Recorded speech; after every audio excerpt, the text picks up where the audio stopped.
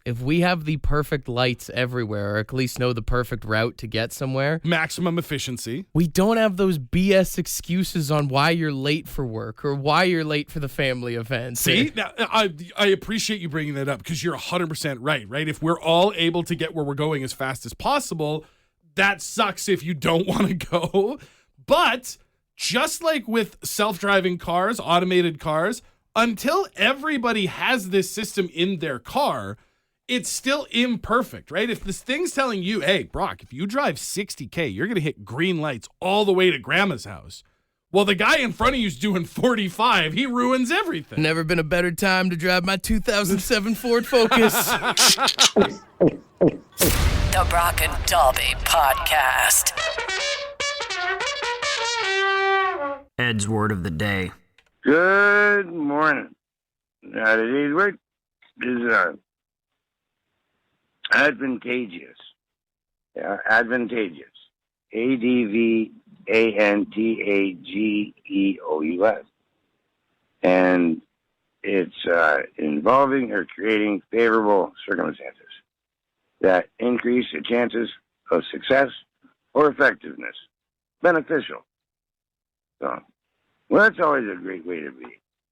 Yeah, it makes you happy. Anyways, I guess that just about does it. Cheers are up. Good to hear from Ed. Absolutely. Thank you for the word of the day. And advantageous, I mean, that one, it's having an advantage. Like, for example, if you are a gambler, if you're a bettor, and you have the odds in your favor, that's advantageous. So, like, in this off season, if you wanted to put a long-term bet on teams that won't win the Stanley Cup, it would be advantageous for you to bet against the Leafs. Or if you have rich parents, you have an advantageous life. You have started advantageous. If you're the boss's kid, probably pretty advantageous. Coach's son. Or if you played, rep hockey and your dad coached the team and for some reason you got the C, but you were the most dust kid on the team, probably pretty advantageous. If you were the captain but were never put on the power play, you probably live in an advantageous life. If your dad was the coach and you wondered why none of the kids outside of hockey want to hang out with you, it's because you were advantageous, all right? Advantageous. Use it wherever you can, all right? Want to be a part of the podcast? Leave a message on the Bad Line. The Bad Line is the answering machine for the Brock and Dalby Show. To get the number, text the word BAD to 762-555. Thanks for listening to the Brock and Dalby Podcast.